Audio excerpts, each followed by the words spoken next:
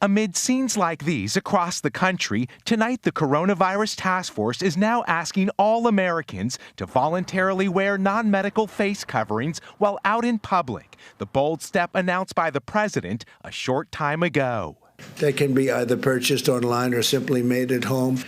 These face coverings can be easily washed or reused. I want to emphasize that the CDC is not recommending the use of medical-grade or surgical-grade masks. The new layer of protection is no substitute for social distancing, but it comes after the CDC added talking to its list of how the coronavirus spreads person to person, as some funeral homes and cemeteries struggle to keep pace with the skyrocketing number of fatalities. Tonight, there is growing concern over exploding hotspots. In states like Michigan, Massachusetts, Louisiana, and New Jersey, tens of thousands of new cases are flooding emergency rooms. It's very hard because, my brother, he died alone. In hard-hit South Florida, 34-year-old Brandon Robinson went to the hospital and never came home. We couldn't see him at the hospital, and we found out just by calling in that, he had passed.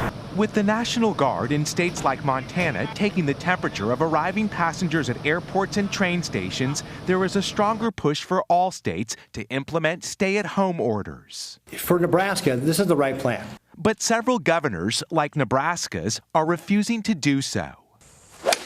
In states like Arizona and Florida, golf courses are still considered essential services, while in Texas, churches can keep their doors open. But in Dallas, the sheriff shut down the Hobby Lobby before the national chain agreed to close all stores by tonight. It's a slap in the face to the businesses that are following this order that a few outliers are putting the community in danger.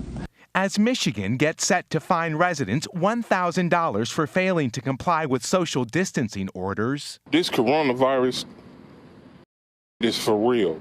In Detroit, bus driver Jason Hargrove warned of passengers not covering their mouths when coughing.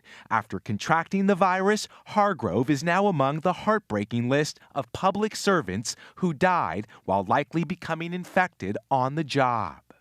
In Southern California today, a second procession in as many days after two deputies passed away after contracting the virus. The families of those taking the greatest risk for public good often paying the highest toll. But tonight, there are also stories of inspiration. Feel good. Feel real good today. At 104 years old, Bill Lapshys survived World War II, the Spanish flu, and has now likely become the oldest American to beat the coronavirus, a symbol of hope for a country in need of just that. Tonight, the White House stressed Americans should not go out and buy medical or surgical masks that are in short supply, but should instead fashion their own face coverings from homemade items.